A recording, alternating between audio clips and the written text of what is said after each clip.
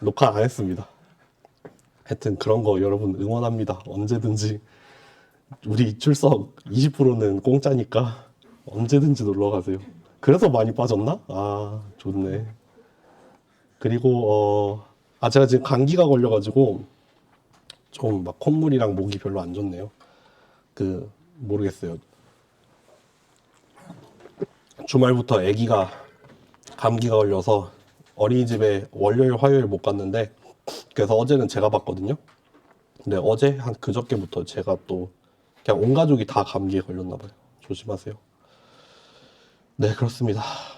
요새 좀 저 개인적으로는 너무 요새 좀 정신이 없어가지고 제가 막 강의 자료 판서한 것도 좀 늦게 올려드리고 동영상 업로드도 좀 늦고 그렇잖아요. 제가 좀 지금 많이 바쁩니다. 정신이 없네요. 원래 수업도 들어오기 전에 한번 막 훑어보고 오고 그러는데 그럴 시간마저도 없어서 지금 오늘 뭔 얘기를 어떤 순서로 해야 되나 머릿속에 들어오지 않네요. 네, 그렇습니다. 그래도 시작해 볼게요. 서포트 벡터 머신입니다. 맞다. 과제 하나 올라갔어요. 과제 하나 올라갔고 제가 또 파일 첨부를 하나 깜빡한 것 같던데 파일 첨부를 제가 오늘 이따 끝나고 저녁에 해드릴게요. 네, 파일 첨부를 안 한 것 같아요. 잠시만요. 소리가 이거 너무 크네. 그렇습니다. 시험은 확정했고 강의실 신공학관으로 확정했고요. 시험 보는 거 시험 방식도 다 알려드렸고 범위도 알려드렸죠. 참고하세요. 갑니다. 이제 서포트 벡터 머신. 컨벡스 옵티미제이션을 어제까지 또 사전 강의로 들으셨을 텐데 결국에는 제 생각에 제일 중요한 거는 뭐 듀얼 문제 만들고 이거는 조금 우리가 직접 쓸 일은 별로 없고 그냥 서포트 벡터 머신도 실제로는 그렇게 옵티미제이션 문제로 만들어서 듀얼 문제를 거친 다음에 뭐 등가의 다른 문제로 변환을 할 거다. 그 정도 흐름으로 오는데 제일 중요한 게 뭐냐면은 KKT 컨디션 중에서도 좀 강조를 했었지만 컴플멘터리 슬랭리스가 나오잖아요. 요거가 조금 중요해서 이게 이제 뭐랄까요? 이니퀄리티에 대한 컨스트레인트랑 그 앞에 붙어 있는 라그랑지 멀티플라이어가 있는데 걔네 둘이 서로 둘 중에 하나가 0이 되어야 하는 운명을 갖고 태어나잖아요. 그래서 만약에 그 부등호 이니퀄리티가 이퀄리티가 되는 순간이 있을 수도 있고 아니면은 그냥 이니퀄리티만 있을 수도 있는데 그게 그때 뭐 이렇게 표현이 됐었나요? 제가 그 노테이션이 기억이 안 나는데 이게 항상 0이 되어야 한다라는 운명. 다만 하나는 반드시 0보다 작고 다른 하나는 반드시 0보다 크거나 같은 운명. 얘네들이 엇갈리잖아요. 이게 이 서포트 벡터 머신이라는 거를 잘 유도를 해가면은 여기로부터 뭐가 튀어나오냐면은 서포트 벡터라는 개념 어떤 컨셉이 튀어나와요. 그래서 얘 이름이 서포트 벡터 머신이 됩니다.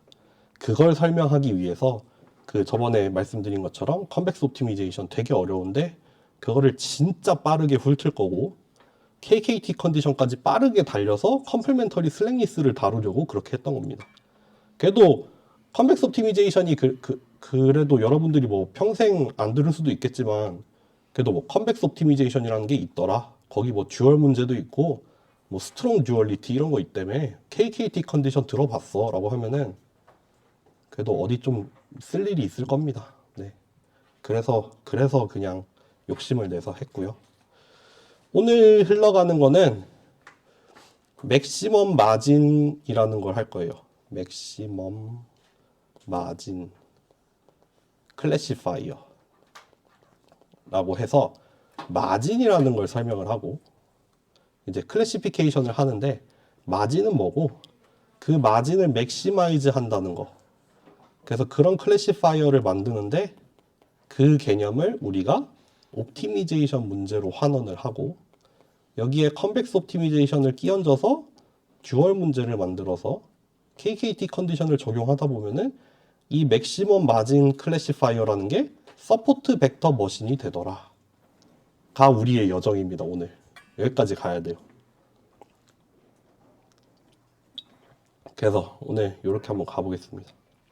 여러분들 제가 유튜브 구독을 하셨는지 모르겠는데 뭐 구독해도 되고 안 해도 상관없는데 지난 학기 강의도 다 올라가 있어요. 지난 학기뿐만 아니라 제가 부임하고 했던 모든 강의가 다 있거든요. 그래서 진짜 궁금한 사람은 작년 거 보고 와도 돼요. 작년 거 보고 와도 상관없습니다. 거의 비슷한 내용일 겁니다. 그래도 조금씩 나아지고는 있는데 그냥 미리 보고 싶은 분들은 작년 재생 목록을 보고 와도 된다를 추천을 드립니다. 저도 심지어 지금 아까 보셨겠지만 이 작년 노트를 한번 훑어보고 이제 오늘 강의를 지금 시작하는 거예요. 해보죠. 갑니다. 서포트 벡터 머신입니다. 맥시멈 마진 클래시파이어라고 해서 우리가 마진이라는 개념을 가져옵니다. 리니어 클래시피케이션 할 때는 그냥 분류가 잘 됐으면 좋겠어. 에러가 좀 작았으면 좋겠어. 그런 거를 코스트로 놓고 썼잖아요. 여기서는 마진이라는 거를 설정을 할 건데 마진은 뭐냐면요. 바운더리에서부터 가장 가까운 샘플까지의 거리를 말합니다. 우리가 지난 시간에 이런 식의 그림을 그렸잖아요. 2차원 입력을 점을 막 찍어가지고 그 바운더리가 어떻게 변해 나가는지를 파이썬으로 그리려고 했어요. 그 그림이에요. 그 그림. 그 그림인데 똑같은 그림인데 뭐 요거를 가지고 먼저 예를 들어 봅시다. 데이터라는 게 항상 노이즈가 들어갈 수밖에 없어서 우리가 참값이 뭐 얼마라고 하면은 그것보다 조금 변동을 할 수 있잖아요. 그렇기 때문에 우리는 같은 데이터예요. 지금 빨간색이랑 파란색으로 표시를 해놓은 투 클래스 데이터, 샘플은 6개예요. 같은 데이터인데 우리가 바운더리를 요렇게 찾을 때, 요렇게 찾을 때, 요렇게 찾을 때가 있으면은 우리는 직관적으로 얘가 제일 좋다는 거 알고 있죠. 얘가 제일 좋아요. 왜 그러냐 하면은 노이즈가 이 데이터가 가지고 있는 그 값으로부터 허용할 수 있는 노이즈라는 걸 생각을 해보면은 바운더리를 이렇게 잡아버리면 이 왼쪽처럼 잡아버리면은 허용할 수 있는 노이즈가 크지 않아요. 여기 이 아래쪽에는 파란색 동네가 되어야 되고 여기 윗동네는 빨간색 동네가 되어야 되는데 여기서 까딱 잘못하면은 잘못 판단될 수가 있잖아요. 그쵸? 여기서 노이즈가 좀만 크면은 다른 동네로 넘어가 버려요. 디시전 리전이 바뀌어 버립니다. 그런 것보다는 여기를 보면 아무래도 바운더리가 이렇게 되어 있으니까 각각의 샘플들로부터 좀 마진이 있어요. 마진. 내가 허용할 수 있는 그 여유분이 좀 되잖아. 그러니까 우리는 이런 게 좋다고 당연히 알 수 있죠. 반대로 이거는 이제 샘플로부터 바운더리까지의 거리를 나타냈다면은 여기 밑에는 반대로 이제 바운더리에서 제일 가까운 샘플까지의 거리를 생각을 하는 거예요. 뭐 마찬가지 개념이죠. 결국에는 바운더리 주변에 샘플이 타이트하게 모여 있으면은 이거는 아슬아슬하잖아요. 자칫 잘못했다가는 잘못되니까 그것보다는 이렇게 이 중간 통로 그 제일 가까운 샘플까지 닿는 이 거리 그거를 최대한 확보를 하는 게 좋은 클래시파이어가 되지 않을까라고 얘기를 하는 겁니다.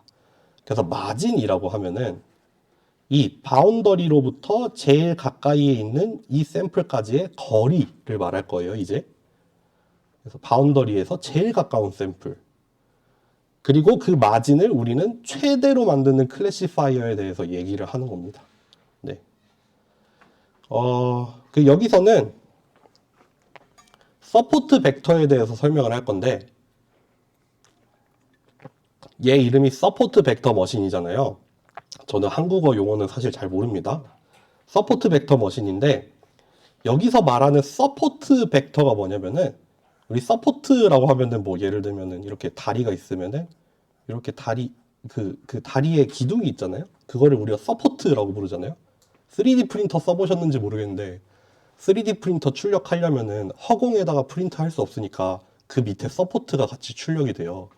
그래서 3D 프린터 끝난 다음에 서포트를 떼어내야 되거든요. 이렇게 그릇 같은 거 만들면 여기 밑에 서포트가 붙어요. 그런 게 서포트예요. 뭔가 지지하는 거. 그래서 서포트 벡터라고 하면은 이 서포트 벡터 머신에서 말하는 서포트는 뭐냐면 디시전 바운더리를 결정할 거예요. 이 디시전 바운더리가 생기잖아요. 이 디시전 바운더리를 결정하는 애들이에요. 서포트 벡터는 샘플의 일부예요. 샘플이 막 100만 개가 있어. 그 중에 몇 개가 선택이 될 거예요. 뭐 100만 개 중에 우리가 고르는 건 아니에요. 뭐가 걸릴지는 최적화가 알아서 풀어줘요. 뭐 100만 개 중에 10개가 뽑힐지 100개가 뽑힐지 모르는데 걔네들이 뽑혀 나오면은 그 샘플들을 가지고 우리가 디시전을 내려요. 그래서 바운더리도 그 샘플들이 관여합니다. 뭐 결국에는 파라미터의 형태가 되지만 그 파라미터가 저 서포트 벡터에 의해서 표현이 되기 때문에 서포트 벡터는 샘플들의 일부입니다. 선택은 최적화가 할 겁니다. 얘네가 디시전을 내립니다. 디시전을 내리는데 참여합니다. 그런 표현을 뒤에서 많이 쓸 겁니다. 그래서 벡터는 벡터인데 디시전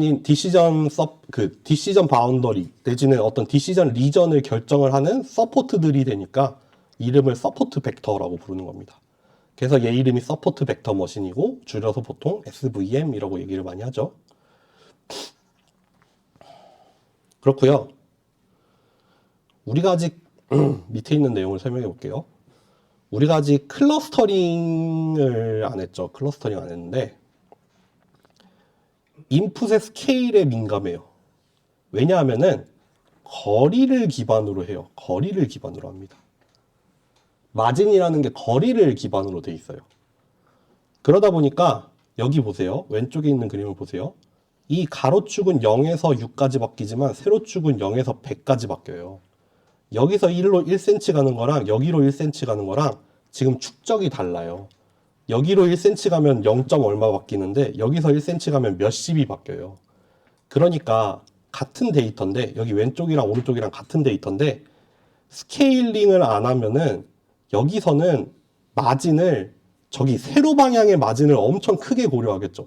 오른쪽 그 가로 방향으로는 거리가 바뀌어봤자 5밖에 차이 안 나는데 세로 방향으로는 거리가 어마어마하게 크잖아요. 그래서 여기서 마진을 줄인다는 거는 이런 형태로 나타나게 될 거예요. 세로 방향으로를 엄청 신경을 씁니다. 근데 그게 아니라 스케일을 맞췄어. 여기 마이너스 2부터 2까지 바뀌죠? 마이너스 2부터 2까지 바뀌죠? 이러면 이제 각각의 스케일이 얼추 맞으니까 이제는 오른쪽으로 가나 위아래로 가나 이제 비슷한 규모로 거리가 바뀌어 나가니까 이제 아까보다 좀 이렇게 빼뚜룩하게 나오죠. 그러니까 서포트 벡터 머신은 이 스케일에 민감하다. 그 데이터의 범주라던가 크기에 영향을 받습니다. 왜냐하면 거리를 기반으로 돌아가니까요. 마진이 거리니까요. 거리. 나중에 K-민즈 클러스터링도 이런 얘기가 나올 겁니다. 거리를 기반으로 하기 때문에 스케일링이 민감하다. 뭐 노멀라이즈 해야 된다. 그런 얘기를 합니다. 넘어갈게요. 아, 오늘 갈 길이 정말 먼 것 같네. 오늘 수업은 그렇게 빨리는 못 끝낼 것 같아요. 제 생각에. 그래서 SVM에는 크게 하드 SVM이랑 소프트 SVM이 있고 보통은 소프트를 많이 쓰는데 우리는 하드만 볼 겁니다. 하드 SVM만 볼 겁니다. 얘는 크게 전제하고 있는 게 하나가 있어요. 리니얼리 세퍼러블을 전제합니다. 얘는 리니얼리 세퍼러블합니다. 그래서 모든 데이터가 마진 밖에 있어야 돼요.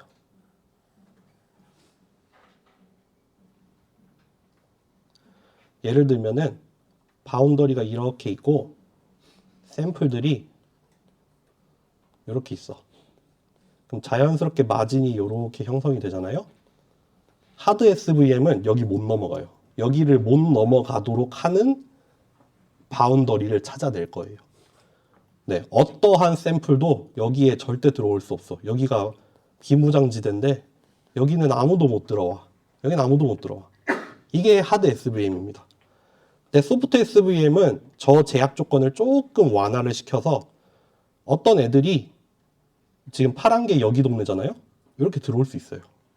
이렇게 침범을 할 수 있습니다.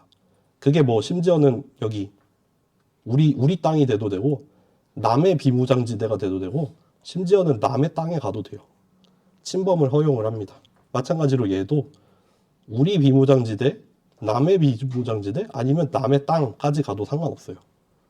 이제 그 정도를 좀 조절을 하긴 하는데 어쨌든 소프트 SVM은 뭐냐면은 이렇게 침범을 허용을 합니다.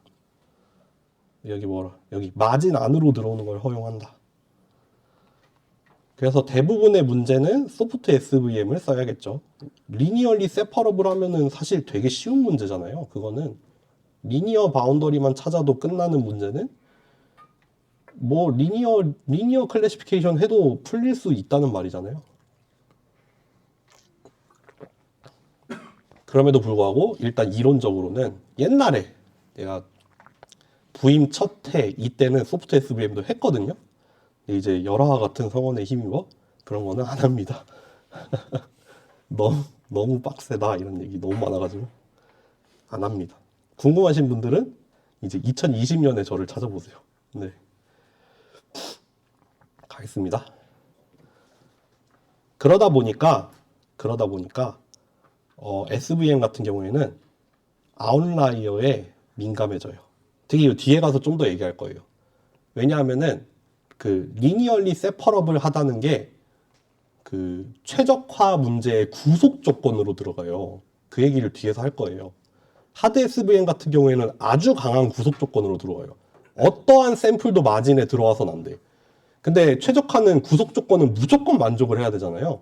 그러다 보니까 아웃라이어에 되게 민감해질 수밖에 없고, 그것도 사실 소프트 SVM이라고 해도 그거를 조금 변형을 했을 뿐이지 그런 기조 자체는 좀 비슷하다 보니까 이것도 좀 아웃라이어의 영향을 많이 받습니다. 많이 받는 편이에요. 네. 그러니까 SVM이라는 게 그렇게 마진이라는 걸 최대로 만든다는 걸 최적화에 넣다 보니까 성능이 좋았었는데, 그러다 보니까 아웃라이어에 민감해지는 게 저 옆자리에 앉았던 제가 존경하는 연구실 선배님이 맨날 했던 말이 일장일단이라고 했거든요. 일장일단이 있는 것 같아요. 네. 그런 운명을 타고나는 거죠. 여기 밑에 있는 게 소프트 SVM 얘기인데 요거는 넘어가겠습니다. 그래서 들어가기 전에 뭐 간단하게 얘기가 나오네요. 제가 한국어로 된 슬라이드를 잘 안 쓰는데 여기서는 좀 씁니다. SVM은 제 생각에 클래시피케이션을 하면은 얘는 그냥 디폴트입니다. 디폴트. 일단 한번 돌려보는 애예요. 클래시피케이션을 해야 되는데 뭐 어떤 모델을 써야 될지 모르겠어. 근데 SVM은 일단 한번 돌리면은 일단 평타입니다. 평타. 여기가 평타예요. 이거보단 잘해야 돼. 이게 못해도 SVM은 있으니까 안 되면은 SVM 쓰면 되고 이것보다 잘 되면은 그거 쓰면 돼요.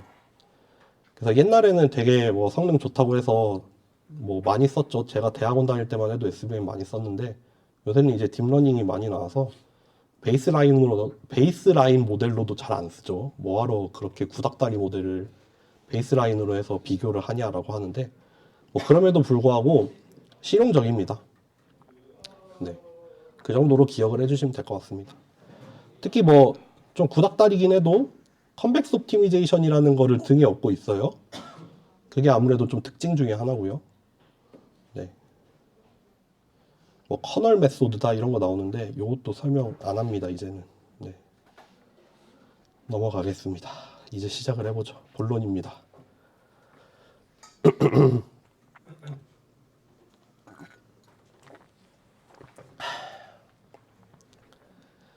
흐름은 이렇게 갈 거예요.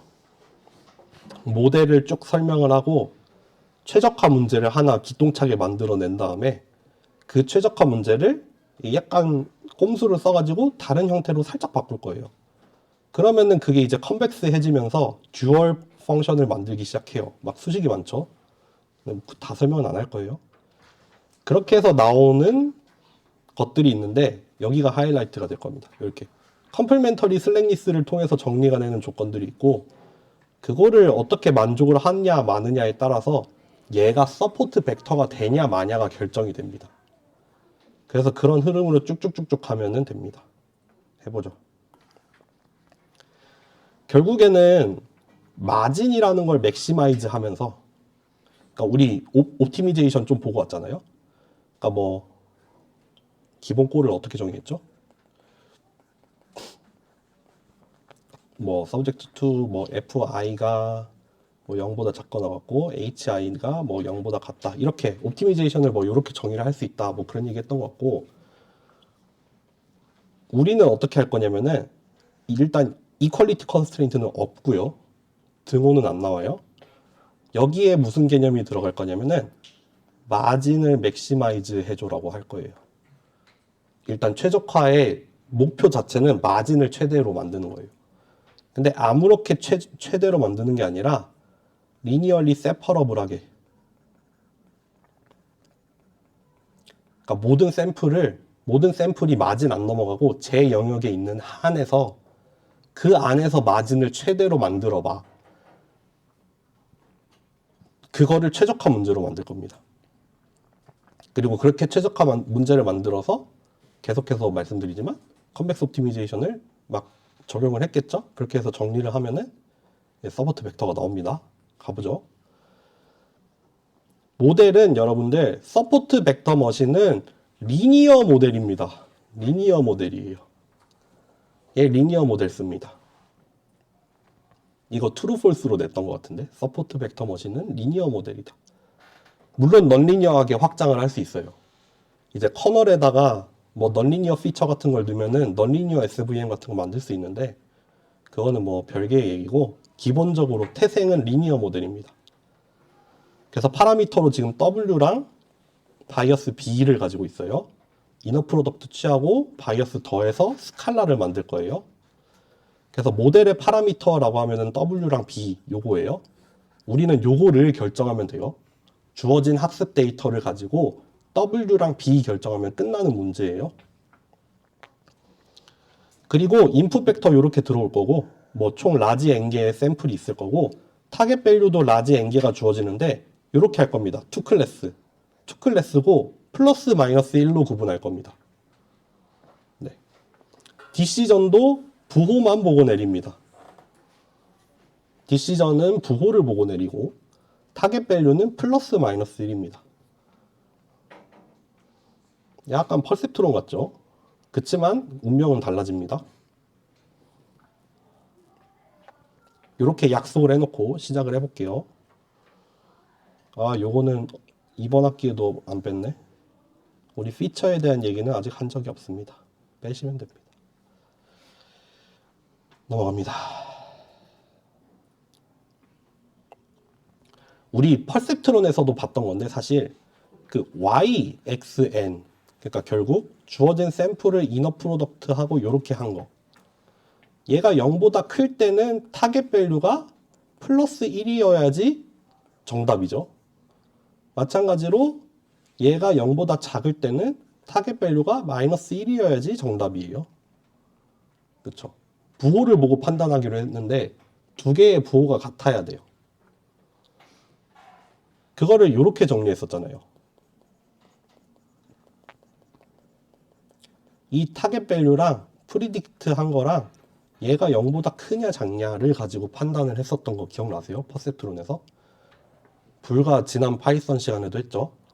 그래서 예측한 거랑 타겟 밸류랑 두 개 곱해서 0보다 작아지면은, 0보다 작아진다는 건 부호가 다르다는 얘기니까 그때는 틀린 예고, 부호가 같으면은 0보다 크죠. 항상 0보다 커져야 되죠. 그렇기 때문에 같은 부호, 두 개 다 같은 부호가 나오면은 0보다 커질 겁니다. 네. 이렇게 될 겁니다. 그래서 얘가 뭐가 될 거냐면은 컨스트레인트로 들어갈 겁니다. 근데 좀 형태를 바꿔서 들어갈 거긴 한데, 얘가 컨스트레인트입니다. 여기가 출발입니다. 컨스트레인트를 만드는 출발점은 여기입니다.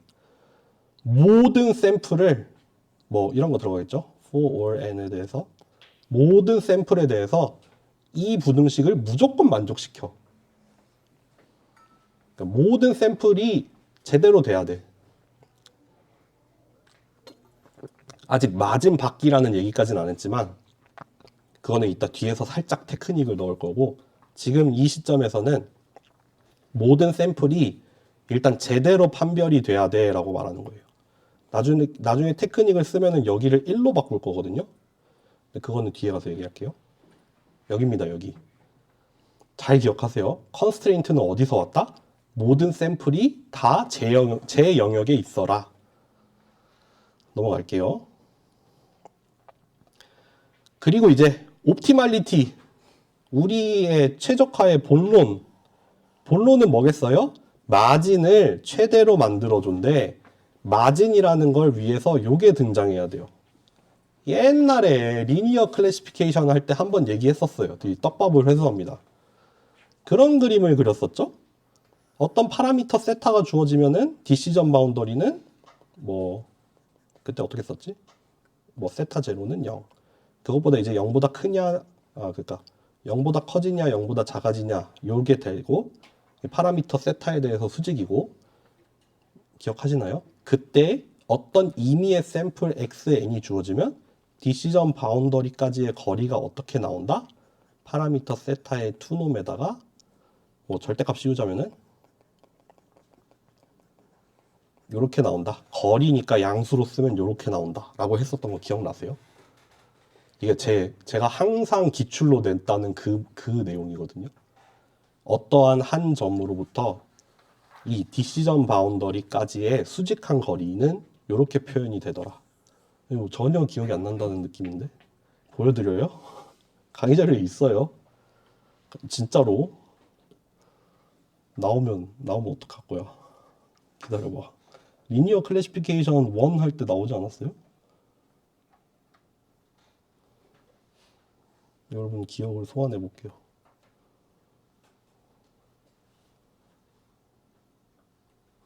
진짜 어디야? 여기 나왔네. 여기 있네. 잡았다. 여기야. 여기 심지어 노란색으로 하이라이트를 예쁘게 잘해줬네요. 여기 어떠한 점까지의 거리가 이렇게 나온다. 그러면서 분명히 얘기했을 거예요. 이거 서포트 벡터 머신에서 회수하러 올 거다. 이거 회수하러 왔어요. 여기 나와요. 이제 여기 마진이잖아요. 마진을 아까 뭐라고 했어요? 그 디시전 바운더리로부터 제일 가까운 샘플까지의 거리라며. 여기 나오네. 지금은 그 뭐야 파라미터가 좀 달라서 세타랑 세타 제로 대신에 W랑 B가 들어가긴 했는데, 어쨌든 원래는 이렇게 쓰면 되죠. 절대값으로 써도 되죠. 이렇게 절대값분의 파라미터 W의 투놈이라고 써도 되고, 그러니까 예측값의 절대값에다가, 아니면은 이거 풀어서 쓰면은 이너 프로덕트에다가 바이어스 더한 거를 파라미터의 투놈으로 나눠도 되고. 근데 그거를 우리는 심지어 타겟 밸류를 넣었어요. 왜? 어차피 정답 맞추고 있으니까. 여기에다가 지금 절대값 씌우는 게 항상 양수로 나오잖아요. 이거 아까 2개 곱하면 항상 양수로 나온다며. 여기 나왔잖아. 이거 지금 tn, y, xn이 여기잖아요. 그러니까 2개 곱하면 어차피 항상 양수니까 절대값 대신에 그냥 이렇게 표현한 거예요. 어쨌든 이게 뭐예요? 어떤 샘플까지의 거리죠. 그러면은 그 샘플까지의 거리 이렇게 쓸게요. 맥시멈 마진이에요. 근데 마진이라는 거는 지금 요렇게 나와 있는, 어떻게 요렇게 썼나? 요거 중에서 이게 마진 아니야? 거리 중에서 어떤 점까지의 거리, 모든 샘플까지의 거리, 그 중에 제일 작은 거, 그게 마진 아니에요? 그게 마진이죠. 그 마진을 어떻게 하라고? 맥시마이즈 하라고. 요렇게 생길 거예요. 우리의 옵티말리티 크라이테리언 요렇게 들어갑니다. 맥스, 민 어쩌고. 조금 헷갈리지만 요렇게 보시면 돼요. 여기 들어가 있는 여기까지가 마진입니다. 그래서 마진을 제일 키워라 라고 하는 게 요렇게 들어갈 겁니다.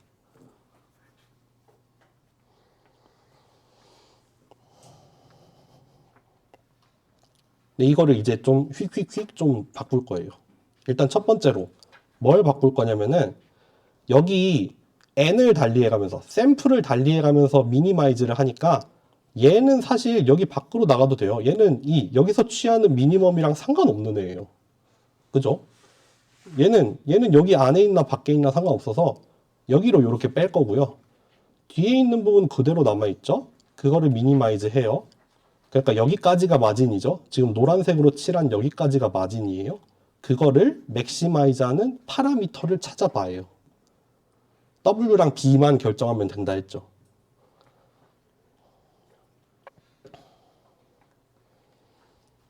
그러면 사실 일단 완성은 했어요. 서포트 벡터 머신의 최적화 문제를 써볼래? 라고 하면은 맥시멈 마진 클래시파이어야. 마진이라는 거를 뭐라고 해야 돼? 마진이라는 거를 여기까지죠.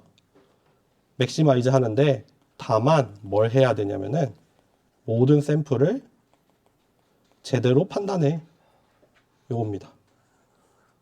요겁니다. 요거를 이제 바꿀 겁니다.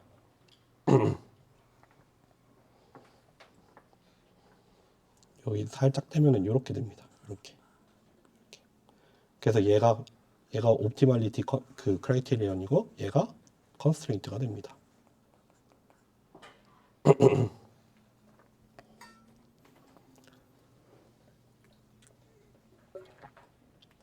쉽죠? 아직 어렵지 않죠? 아직 어려우면 안 돼요. 좀만 더 기다려. 이제 어려워지니까요. 아니, 안 어려워요. 가봅시다, 또. 안 쉬어도 되죠? 바로 가요. 오늘 그냥 쭉 가볼까? 흐름을 타서.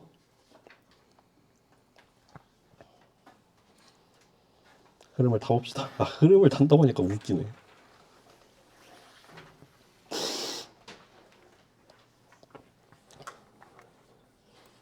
그런 얘기입니다. 못 들은 걸로 하세요. 네. 그래서 다시 갈게요. 안 쉴 거니까 그냥 간단하게. 여기서 약간 이제 트릭을 쓸 건데 뭐를 쓸 거냐면은 요 페이지입니다. 요 페이지. 아까 우리 방금 정리한 거네. 마진을 맥시마이즈 하는데 요거를 만족해. 똑같은데 여기 요거를 요렇게 바꿀 거예요. 듀얼 문제는 아니에요. 아직 듀얼 문제에 들어가는 건 아니야. 일단 프라이멀 문제인데 그거를 좀 다루기 쉬운 꼴로 바꿀 뿐이에요. 그런 테크닉을 많이 쓰죠. 똑같은 문제인데 조금 풀기 쉽고 다루기 쉬운 형태로 문제를 좀 더 쉽게 바꾸는 거. 그거를 살짝 말씀을 드려볼게요. 이거 말 잘해야 되는데. 정리 잘해야 되는데. 지금 나와 있는 문제를 다시 써보면은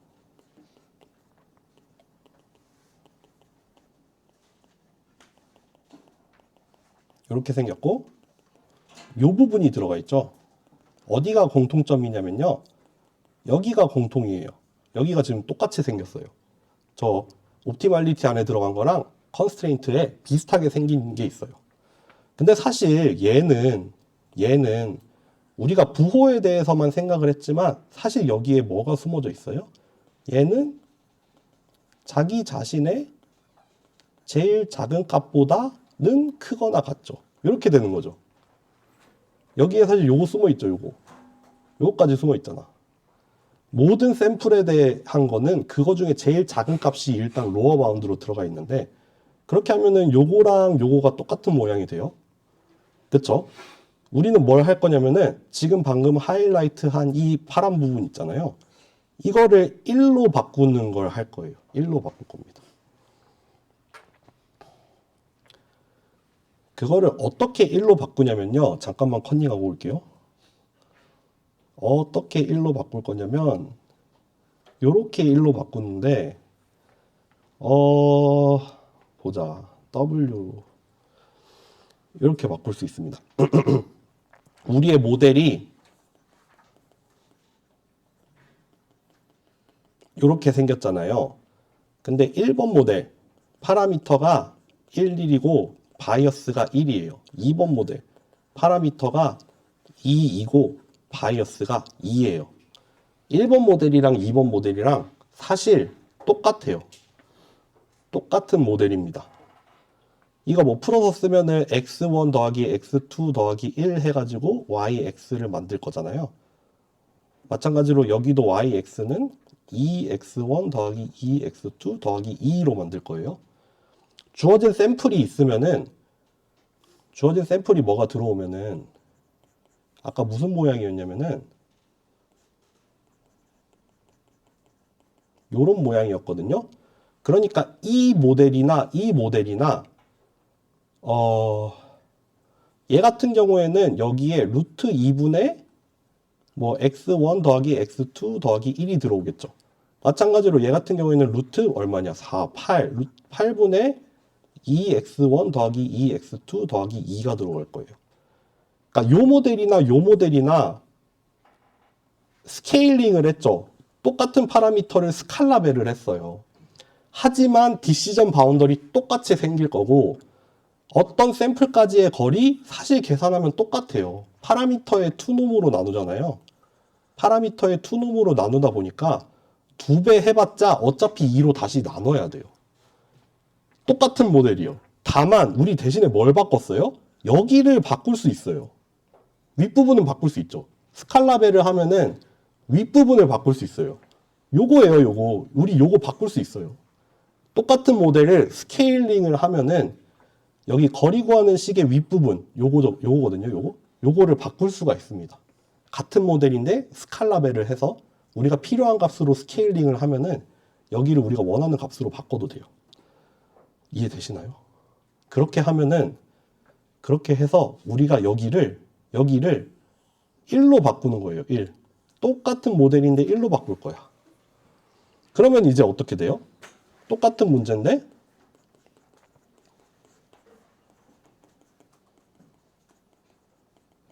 여기까지 설명할 필요가 있을까 근데? 이렇게 바뀌어요. 아까 오리지널 그 프라이멀 프로브럼에서 이렇게 바뀝니다. 이 미니멈 대신에 1이 들어가요. 여기 원래 미니멈 어쩌고 들어갔는데 1 들어가니까 어차피 상관없으니까 이렇게 바뀌어요. 그리고 마지막 얘 대신에 얘를 이렇게 바꿔요. 요거로 바꿉니다. 저렇게 역수로 들어가 있는 건 좀 다루기 어렵거든요. 특히 여기에 2분의 1까지 넣어서 더 다루기 편하게. 어차피 미분할 거니까 2 떨어져 나오거든요. 그래서 이렇게 동일한 문제를 이렇게 해가지고 최종적으로 얻어지는 문제는 요겁니다. 생긴 건 이렇게 생겼어요. 파라미터의 투놈을 미니마이즈 해줘요. 이게 가지고 있는 의미는 사실 뭐냐면 마진을 최대로 만들라는 거예요. 그리고 여기에 1이 들어감으로써 이제 모든 샘플을 마진 밖으로 빼줘가 되는 거죠. 네, 이렇게 하면 됩니다. 그래서 이제 프라이멀 프로브럼이 이렇게 됩니다.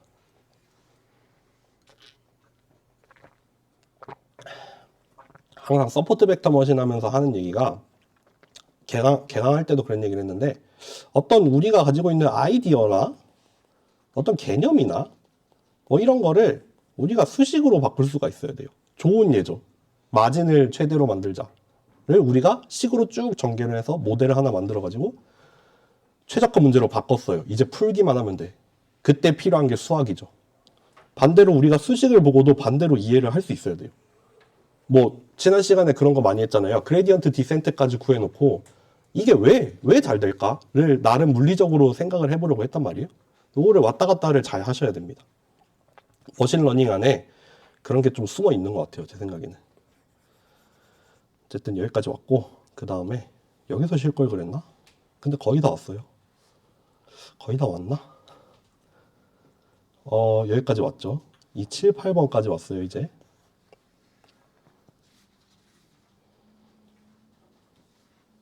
어디로 넘어갈 거냐면은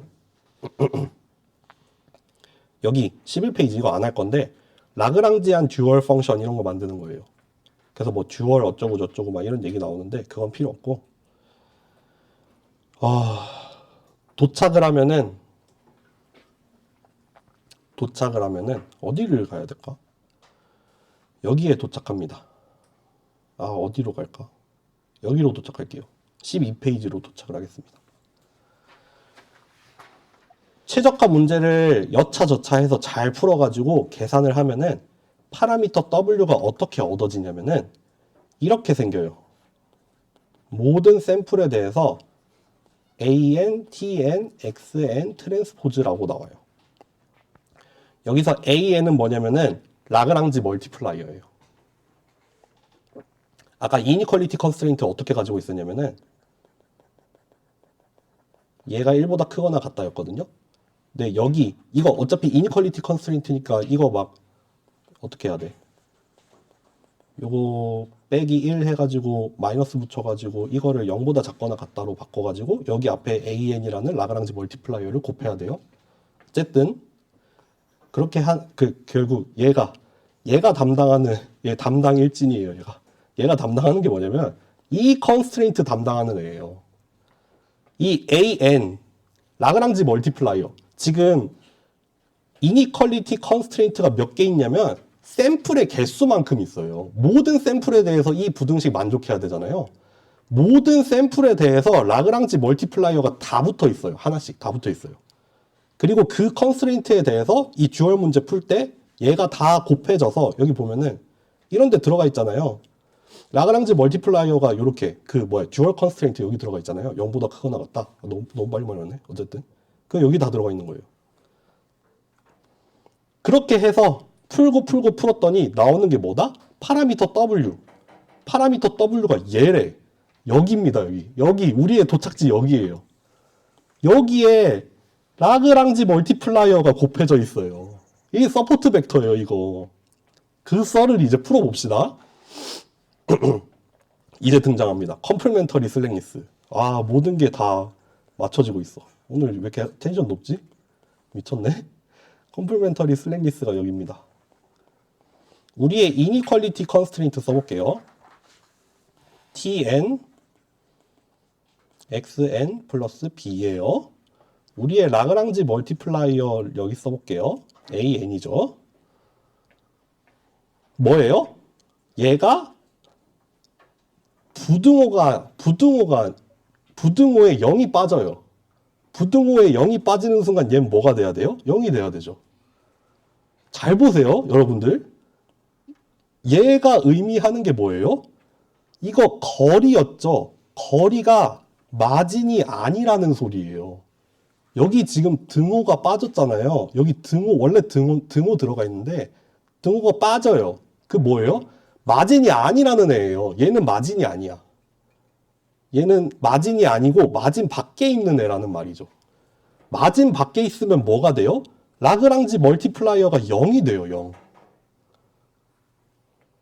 반대로 라그랑지 멀티플라이어가 0이 아니면은 얘는 반드시 뭐여야 하냐면은 얘는 반드시 1이어야 돼요. 컴플멘터리 슬랭리스가 이거였죠. 둘 중에 하나는 0이어야 돼. 근데 이거 하나하나 곱씹어 보자니 이게 의미하는 게 뭐예요? 나 지금 마진 위야. 나 거기 비무장지대 경계에 있어. 나 지금 그 철책이야. 철책. 여기 철책에 있는 애는 라그랑지 멀티플라이어가 0이 아니에요. 여기까지 괜찮으세요? 라그랑지 멀티플라이어가 0이냐 0이 아니냐가 왜 중요하냐면은 파라미터가 이렇게 생겼어요. 파라미터에 라그랑지 멀티플라이어가 들어가 있어서 라그랑지 멀티플라이어가 0이 되면은 그 샘플은 아무것도 안 해요. 아무것도 안 해요. 지금 라지 n개의 샘플이 있는데 라지 n개의 샘플이 있고 라그랑지 멀티플라이어가 차차차차 붙어 있죠. 그 중에 라그랑지 멀티플라이어가 0이 떴어요. 걔는 파라미터에 영향을 안 줘요. 걔는 필요 없죠. 걔는 예측하는데 아무 역할을 안 하네요. 그러니까 걔는 서포트 벡터가 아니에요. 반대로 라그랑지 멀티플라이어가 0이 아니라 0보다 커요. 얘는 서포트 벡터가 됩니다. 그 말인 즉슨 예측하는데 참여를 해요. 그 말이 곧 뭐다? 마진 위에 있는 애죠. 이 다 이렇게 한 번에 이거 통하게 만들려고 이 길고 긴 길을 돌아왔습니다. 여기입니다. 여기. 다시 한번 정리를 잘 해볼게요. 두 가지 경우로 나뉘어요. 우리의 이니퀄리티 컨스트레인트는 원래 이렇게 생겼었는데 그게 등호가 들어가지 않을 때가 있고 등호가 될 때가 있어요. 이 두 가지로 나눠서 생각을 해보자면은 여기에서 이 이니퀄리티 컨스트레인트가 가지고 있었던 의미가 뭐였냐면은 내가 마진을 형성하는 그 위에 있냐 아니면 그 밖에 있냐였어요. 등호가 되는 순간은 내가 마진 위에 있다는 뜻이에요. 부등호가 된다는 거는 내가 마진 밖에 있다는 뜻이에요. 근데 여기서 일로 가는 거는 컴플멘터리 슬랭리스죠. 둘 중에 하나는 무조건 0이어야 되니까 너가 0이던가 내가 0이던가. 근데 내가 0이 될 때는 언제냐면은 마진 밖에 있을 때예요. 내가 0이 될 때, 마진 위에 있을 때는 라그랑지 멀티플라이어는 자유로워져요. 그런데 그게 왜 중요하냐? 파라미터 W가 생긴 꼴을 보아하니 이렇게 생겼었어요. 이렇게 생겼어요. 라그랑지 멀티플라이어와 타겟 밸류와 샘플, 그 세 개의 곱으로 이루어져 있네. 그럼 얘가 0이 되는 순간 어차피 이거는 뭐가 나오든 상관없이 아무것도 안 하고 넘어갈 거예요. 다 더하잖아요. 1번부터 뭐 라지 n개까지 다 더할 건데 그 중에 뭐는 통과할 거예요. 얘가 결정하죠. AN이 0이 아니면 통과시킬 거고 AN이 0이면 통과 안 시킬 거예요. 그러니까 결국 필요한 샘플은 뭐예요? 라그랑지 멀티플라이어가 0이 아닌 애들만 필요하죠. 얘네들만 있으면 돼요. 그게 자연스럽게 최적화 문제를 풀어서 마진을 형성하는 데 참여했던 그 샘플들이 되니까 이렇게 해가 나오게 됩니다. 네. 그게 한 가지가 있고 그리고 생각보다 빨리 끝나겠네. 너무 빨리 했나? W가 이렇게 생겼다는 것도 좀 관찰을 해볼 필요가 있어요. 왜냐하면은 우리의 예측이 어떻게 생기냐면 W 트랜스포즈 X 더하기 B란 말이에요. 바이어스는 생각하지 맙시다. 아, 여기 트랜스포즈 빼도 되는구나. 여기 왜 계속 썼을까? 여기도 빼도 되겠네.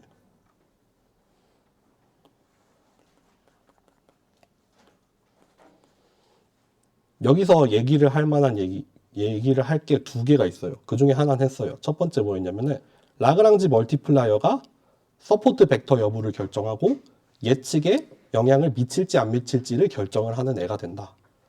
그게 하나가 있고 두 번째 여기입니다. 인풋이 들어와요. 인풋이 하나 들어오면은 뭘 하냐면은 서포트 벡터랑 이너 프로덕트를 취해봐요.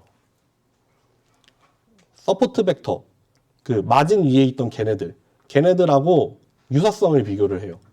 지금 새로 들어온 샘플이랑 내가 가지고 있는 그 데이터셋의 일부인 서포트 벡터들 걔네들하고 이너 프로덕트를 다 취해봐요. 그 값을 가지고 디시전을 내려요. 여기입니다. 요거 서포트 벡터가 어떤 식으로 이제 인풋과 비교가 되냐면은 이렇게 이너 프로덕트를 거쳐서 그 예측을 하는데 발현이 되고 그 여부는 라그랑지 멀티플라이어에 달려있다. 요 두 가지 의미가 조금 중요합니다. 사실 여기 이너 프로덕트 이 부분에서 파생이 되는 얘기가 커널이거든요. 커널. 근데 커널까지는 안 갈 거예요. 저거를 이제 일반적인 함수로 바꿔서 뭐 이제 다른 얘기를 시작하긴 하는데 그것까지는 안 할 거고 어쨌든 커널 메소드라는 거 정도는 좀 기억을 해주시면 좋을 것 같습니다. 너무 빠르게 온 것 같다. 죄송해요. 제가 흥분했어요. 커피를 너무 많이 먹었나 아까? 여기죠 여기. 여기를 설명도 안 했네. 똑같은 얘기인데 그냥 한번 다시 해볼게요. 얘는 뭐냐면은 듀얼 컨스트레인트예요. 어디서 왔냐면은 컨벡스 옵티미제이션 풀면서 듀얼 문제를 만들 때 이니퀄리티에 붙었던 멀티플라이어고 얘는 뭐냐면은 프라이멀 컨스트레인트예요. 리니얼리 세퍼러블에서 온 애예요. 그리고 여기 마지막에 있는 얘는 뭐냐면 컴플리멘터리 슬링리스가 되죠. 이렇게 됩니다. 그래서 요 세 가지를 조합을 해서 나타나게 되는 게 서포트 벡터죠. 여기 뭐 설명이 쭉 나와 있죠. AN이 0이 되던가 이게 1이 되어야 되는데 결국에는 서포트 벡터가 어떻게 결정이 된다. 그게 반드시 만족하는 조건은 마진을 형성을 한다. 그런 얘기입니다.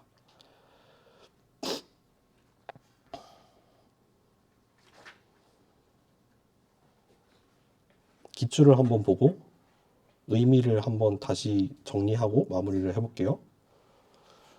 기출을 보면 느낌이 확 오죠. 일단 봅시다. 트루 폴스 중에 있나 보자. 어딨나. 서포트 벡터 머신은 미니멈 마진 클래시파이어입니다. 땡이죠. 서포트 벡터 머신은 거리에 영향을 받기 때문에 스케일에 민감합니다. 아까 초반에 했던 얘기죠. 고르시면 돼요. KKT 컨디션 중에서 프라이멀 컨스트레인트, 이니퀄리티 컨스트레인트와 그에 대한 라그랑지 멀티플라이 사이에 존재하는 조건, 이미 나왔죠. 서포트 벡터 여부를 판별하는 중요한 기준이 되는 조건, 컴플멘터리 슬링리스 말하는 거죠. KKT 컨디션 중에 하나. 여기 이거 나왔죠? 또 나왔죠? 하이퍼플레인으로부터 임의의 점까지의 거리, 오늘 주구장창 썼던 그 식이죠. 다 여기 안에 있습니다, 여러분들. 2022년 봄학기입니다. 요것도 나왔네? 최적화 문제를 하나 줬어요. 그래서 라그랑지안 펑션 한번 만들어 보래요.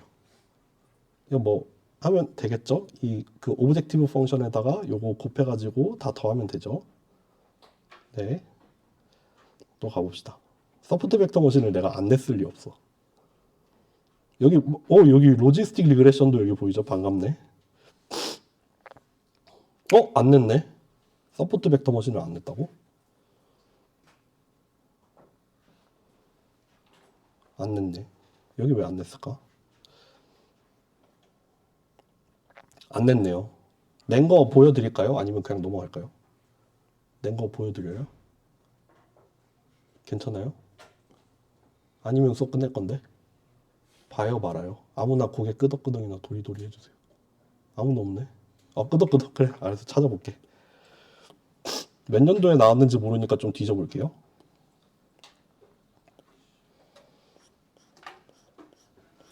이렇게 떠먹여주는 수업이 어디 있습니까? 네.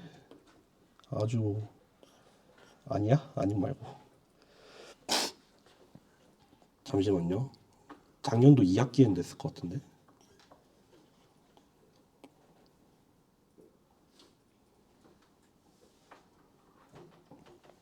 한번 볼게요. 안 냈을 리 없는데.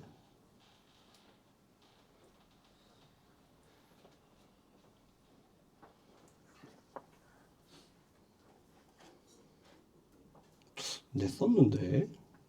잠깐만요. 좀만 더 찾아볼게요.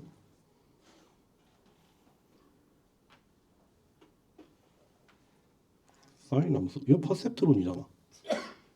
마지막으로 하나만 열어보고 여기도 없으면 그냥 끝낼게요. 냈는데 한번 라그랑지 멀티플라이어를 같이 주고 이 중에서 서포트 벡터는 뭘까요? 라는 거를 물어본 적이 있거든요. 옛날인가? 2021년 가을을 한번 열어보고 여기도 없으면 안 할 겁니다.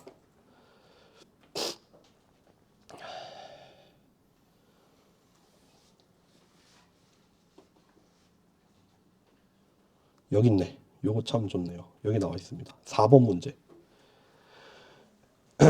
천천히 볼게요. 5차원 입력이 있고 이거는 페이크예요. 5차원인지 아닌지는 사실 아무것도 중요하지 않아요. 서포트 벡터 머신의 모델이 이렇게 주어졌어요. 최적화 문제 요거죠. 우리 방금 수업했던 그거죠. 데이터가 10개가 주어졌습니다. 이렇게 샘플이 10개가 있고 각각의 타겟 밸류가 있고 그리고 예측값이 주어졌네요. 여기서 일단 맞고 틀리고부터 따져보자면은 여기 두 번째 컬럼이랑 세 번째 컬럼을 비교해서 부호가 달라진 애들이 틀린 애들이죠. 얘 틀렸죠. 얘도 틀렸죠. 얘도 틀렸네요. 4번, 5번, 10번이 틀렸죠. A번 문제에서 뭘 물어보고 있어요? 현재 파라미터 하에서 지금 최적화 문제를 푼 건 아니에요. 지금 파라미터에서 예측을 했더니 리니얼리 세퍼러블 해요. 지금 바운더리가 리니얼리 세퍼러블 한가요? 이거 트루 폴스일까요? 뭘까요? 폴스겠죠. 지금 틀린 샘플이 있죠. 다른 동네에 가 있는 샘플이 3개가 있어요. 4번, 5번, 10번. B번 문제 보죠. 이니퀄리티 컨스트레인트에 대한 라그랑지 멀티플라이어가 0이 되는 샘플을 모두 고르래. 만약에 위에 답이 펄스면 그러니까 4번, 5번, 10번은 빼고 라그랑지 멀티플라이어가 0이 되는 애는 뭘까요? 뭘까요? 언제 라그랑지 멀티플라이어가 0이죠?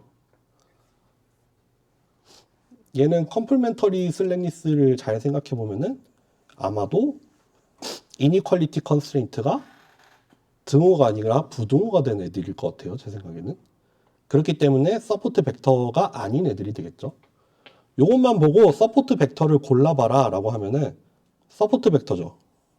마진 위에 있어요. 서포트 벡터죠. 마진 위에 있어요. 나머지는 마진 밖에 있어요. 골랐네요. 지금 라그랑지 멀티플라이어 AN이 0이 되는 애들은 이제 나머지 애들 2번, 3번, 6번, 7번, 8번이 되겠네요. 이렇게 풀으라고 낸 문제입니다. 아시겠죠? 잘 참고하세요, 여러분들. 이렇게 하고 마지막으로 정리하고 마치겠습니다. 요거는 설명 안 해도 될 것 같고, 그 넌리니어한 SVM을 쓰게 되면은 사실 넌리니어한 바운더리도 만들 수 있어요. 원래 그냥 하드 SVM, 소프트 SVM은 리니어 모델이지만 우리가 아까 커널이라는 걸 사용을 하고 넌리니어 피처를 사용하게 되면은 이렇게 바운더리를 넌리니어하게 만들 수도 있습니다. 근데 이것도 사실은 뭐 그냥 듣고 흘리세요. 이거를 피처 스페이스에서 표현을 하라라고 하면은 거기서는 리니어해요. 근데 그거를 인풋 스페이스에서 표현을 해서 넌리니어 할 뿐이에요. 여기 보시면은 파란색으로, 초록색으로 체크를 해 놓은 애들이 서포트 벡터입니다. 얘네들을 형성을 하는데 기여하고 있는 애들이 초록색입니다. 그래서 장점 단점 봅시다. 강력하고 우수한 이유, 이런 말 할 필요도 없죠. 컨벡스 옵티미제이션. 블랙박스 알고리즘이라고 하면은 좀 속을 들여다보기 어려운 애들인데 얘는 직관적으로 해석할 수 있어요. 그나마 물리적으로 이해할 수 있죠. 마진이라는 개념이 나오죠. 학습이 상대적으로 쉽다는 말은 뭐 그레디언트 디센트 이런 걸로부터 좀 자유로우니까 뭐 파라미터를 탄다거나 이런 것도 별로 없고 글로벌 솔루션을 그냥 뚝딱 내주니까 뭐 그런 면에서는 학습이 쉽기는 하죠. 네. 그리고 근사적인 방법도 아니고요. 그래서 로컬 미니멈 이거 그레디언트 디센트 안 쓰니까 당연히 그렇죠. 글로벌이 개런티가 돼 있는 그런 방법입니다. 그리고 또 볼만한 게 뭐가 있을까? 뭐 고차원 뭐 나머지 읽어보세요. 단점 아까도 말씀드렸죠. 구속 조건이 좀 세요. 그 내 영역에 있어야 한다는 그게 구속 조건으로 들어가요. 무조건 만족을 해야 돼요. 그러다 보니까 이렇게 경계가 있는데 경계가 그냥 우리가 생각하기에는 그냥 이렇게 경계를 만들면 될 것 같은데 얘는 이런 거 눈 뜨고는 못 보는 애란 말이에요. 그러니까 그거를 피하기 위해서 구속 조건이니까 무조건 피해야 된단 말이에요. 그렇기 때문에 노이즈에 민감합니다. 특히나 그런 노이즈들이 서포트 벡터로 당첨이 되는 순간 걔네들이 조금씩 바뀌면은 바운더리가 많이 바뀔 수밖에 없어요. 네, 여기도 비슷한 얘기죠. 요거는 얘기 안 했으니까 넘어가고, 요것도 소프트 SVM이니까 넘어가고.